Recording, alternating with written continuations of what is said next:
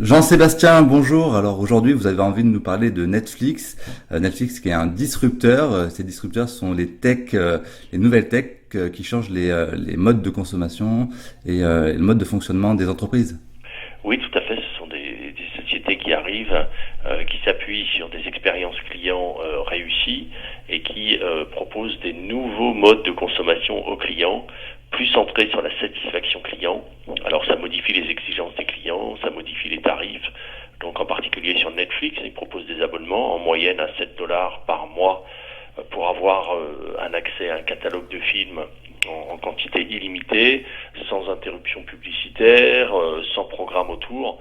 Les gens regardent des films quand ils veulent, où ils veulent, et ça pour un prix modique. Donc on observe des taux de satisfaction client qui sont élevés chez Netflix, qui s'attaquent généralement, et à commencer par les États-Unis, à des oligopoles, des chaînes qui jusque-là ne connaissaient pas la concurrence et qui ont énormément tardé à réagir. Et donc on observe des taux de satisfaction dans les chaînes américaines qui continuent de se dégrader chez les gros opérateurs. Et donc un boulevard pour Netflix. Et Netflix, non content de son développement aux États-Unis, se développe maintenant dans plein d'autres pays, en Europe notamment, où là, ils sont en train de faire un carton et de prendre des parts de marché aux chaînes de télévision classiques. Donc vous nous dites que ça fonctionne, Netflix qui prend 100% depuis le début de l'année.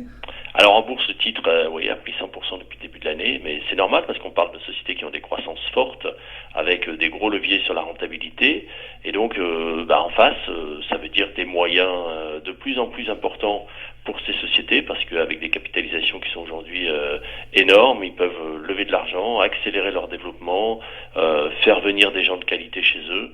Et donc, de petits événements, petites sociétés il y a 5 ou 6 ans, ça devient à l'image de Netflix, à l'image d'Uber, qui est une multinationale présente dans plus de 25 pays, et de Airbnb et tous les autres disrupteurs.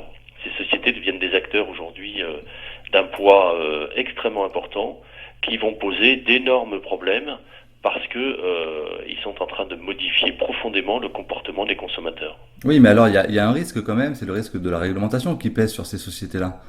Oui, ou comment vider la mer avec une petite cuillère.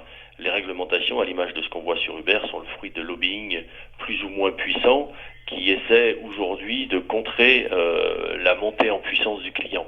Or, vous savez, nous le disons depuis maintenant plusieurs années, le client est aujourd'hui le maître du jeu. C'est lui, parce qu'il a la capacité de s'informer, de comparer les prix et de donner son avis, qui devient le maître du jeu. Et donc, ces plateformes, toutes ces sociétés nouvelles, ont compris qu'il fallait aujourd'hui mettre le client au cœur de l'organisation, et donc elles construisent des sociétés, elles construisent des modèles centrés autour du client. Les autres sociétés l'ont pas compris et aujourd'hui doivent faire face à la montée en puissance de ses concurrents. Elles essaient de contrer cela avec des lois, mais une fois que le consommateur, le client, a pris l'habitude d'un service, d'une qualité, d'une expérience, il ne fera jamais machine arrière et de toute façon son exigence augmentera vis-à-vis des acteurs traditionnels. Et si ceux-ci ne sont pas capables de satisfaire à ces exigences, ils retourneront vers ces acteurs qui étaient contraints et encadrés par les lois. Donc c'est même le client qui va faire du lobby pour l'entreprise pour garder le service. Oui, le lobby le plus puissant que le client puisse faire, c'est bien d'aller dans ces entreprises. Très bien. Merci Jean-Sébastien. Au revoir. Au revoir.